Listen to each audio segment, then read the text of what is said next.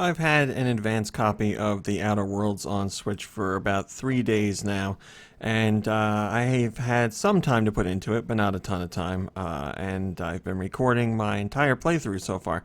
So I thought I'd share some footage with you guys while I share some impressions of my time with the game. I want to stress that I have not played The Outer Worlds on other platforms. I wanted to, but things just got in the way, work and other stuff. The game just got away from me. Then before I knew it, the Switch port was announced, and I was like, oh, well, that's where I'll end up playing the game. So this is my first impressions of the game overall. I certainly know what the game looks like on other platforms, and I will say that as far as Switch ports go, this isn't the prettiest port that we've seen. There's certainly many other ports of games from previous or other platforms that have come to Switch, and they look quite good. This is not one of those experiences. Now, I will say personally, you probably know that graphics don't really matter all that much to me. As long as the game is fun, I can have fun with it, so I am having fun. But certainly I can say that the graphics here aren't really the best. They're pretty muddy overall. There are some instances where things look okay, but overall, yeah, not the best presentation, and it is awfully hard to see things in the distance sometimes. I'll look at stuff and I'll be like, what is that? Is that a dinosaur? Is that a volcano? What am I looking at? Then you have to get closer to see what's going on. So, yeah, definitely lackluster in the visuals department. But again, that doesn't really matter all that much to me. It's the fun of the game that matters to me, and so far, I am having fun. If you're at all familiar with the more recent Fallout entries, then that's really what you're getting here with the Outer Worlds, and that's no surprise because Obsidian has ties to Fallout, and they made Fallout New Vegas. So, I mean, you're getting a Fallout game, but with like a more sci-fi approach to the storytelling and the setting. So you can like level up and upgrade and mod everything, your armor, your weapons, your abilities. There's tons of stuff to pick up and steal if you want. There's just so many different attributes that you can change and so many ways to approach any given situation. Hitting enemies in certain areas of the body does more damage. Certain types of weapons do more damage against certain types of enemies. I mean, there's a million different things to take in here, but really for me, I appreciate that all those mechanics are there, and I certainly enjoy some of them, but I'm not going to participate in all of them to the nth degree just because there's too much for me to take in. So I'm just going to run with a set of stats that I really like and, have at the game that way. So I've just been sticking with a couple guns early on that are getting the job done for me, and I'm really enjoying the melee weapons too because I'm a fan of any game that uses ragdoll physics when you hit something, and if you find the right enemy and you got the right weapon and you hit them hard enough, then they just go limp and fly down to the ground, and it's always entertaining for me. But yeah, the back and forth gameplay of shooting or going in for melee hits feels really good, and it's a lot of fun. The battles are always engaging. Plus, you have like a slowdown mechanic basically that lets you react quicker, so you can line up shots better or get in multiple shots before you get hit.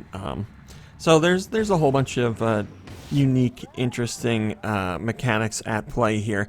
But, when you really boil things down, it's still a first-person shooter, just a bit more strategic, and I don't mean that as a knock, because like I said, you can push things in a million different directions, but you're still shooting people from first-person perspective. So if you like first-person games, I guess with a lot more attention to detail and a lot more tweaking as to what your character can do, then you're going to find a lot to enjoy here.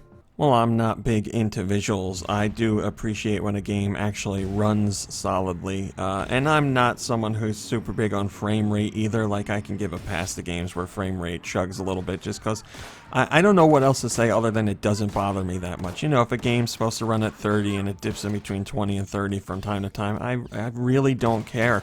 I know it's important to talk about that kind of stuff, and I know people take that stuff very seriously, as you should. If you're a gamer and that matters to you, then it matters. I'm just telling you, personally, it doesn't matter to me. But here in the Outer Worlds, certainly you can see when the game is having a little bit of an issue playing. There's some moments where things chug a little bit more than others. I haven't had anything that made it unplayable for me, but I've certainly had multiple moments where it was noticeable, so that is definitely worth pointing out.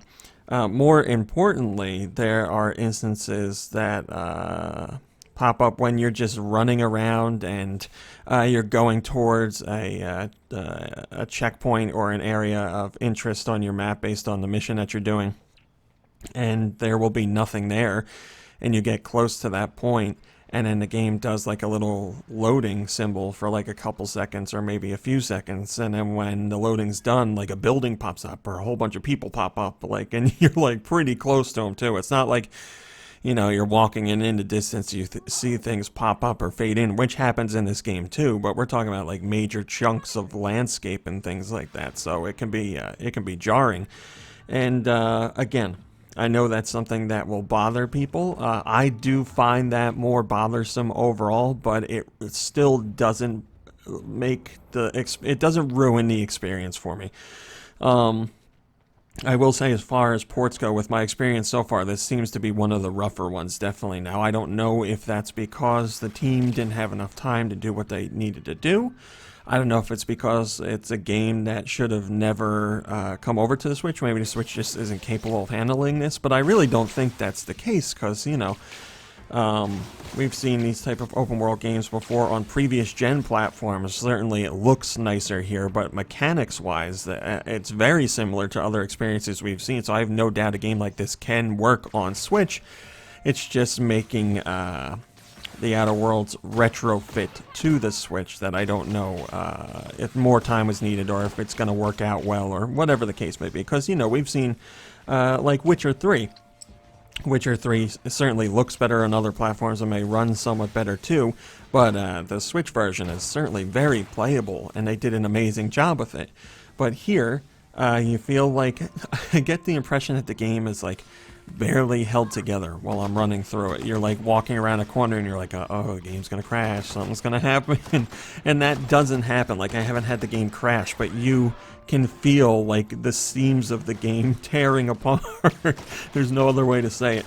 But yeah, for me, it's not really an issue. I don't mind it, and I know I'm gonna be in the minority in that, but like I said, in these kind of features, it's important for me to tell you how I personally feel, but also tell you about the facts as well. So the facts are, yes, it feels like the Switch is having trouble running this game. It feels, this is not the best platform to play the game on, without a doubt, unless things get really better from here on out, which, of course, they're not going to. But early impressions are, yeah, this port, it's hard to say. It works, but barely, like it's a bare minimum, and some people may find it even lower than that, and I can't argue against that. It's clear that the things that made the Outer Worlds so highly regarded when it first came out are here. They're just not in their best form. There are things that certainly are untouched and remain just as good as they were on other platforms, like the game's story and the dialogue and its characters and the writing in general. All of that is very much intact. Just the core gameplay, while it's not running as well, it is still as enjoyable, and not every moment is bogged down. Obviously, there's been plenty of times where I'm inside buildings taking on missions and everything runs perfectly fine, and I'm actually like, oh, it looks pretty decent in here, and, you know, the game feels good. I can tell you, I guess that's a mark of how good or engaging or fun the core gameplay is, because even with all the concessions made here, I am still having fun, and I'm still eager to get back into the game. So they're certainly fun to be had here.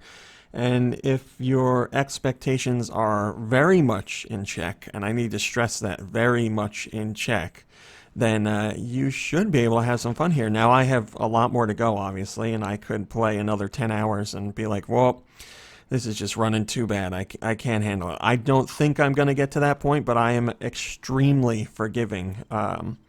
So for others, that might not be the case. I'll certainly keep everybody up to speed with what's going on as I get more time to play. But yeah, I am excited to play more. I am definitely having fun. There are times where I'm like, oh, come on, let's make things work here.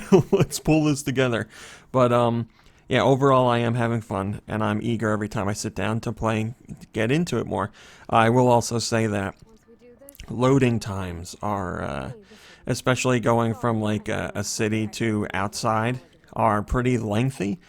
It's nothing like It's like, I guess it's close to a minute.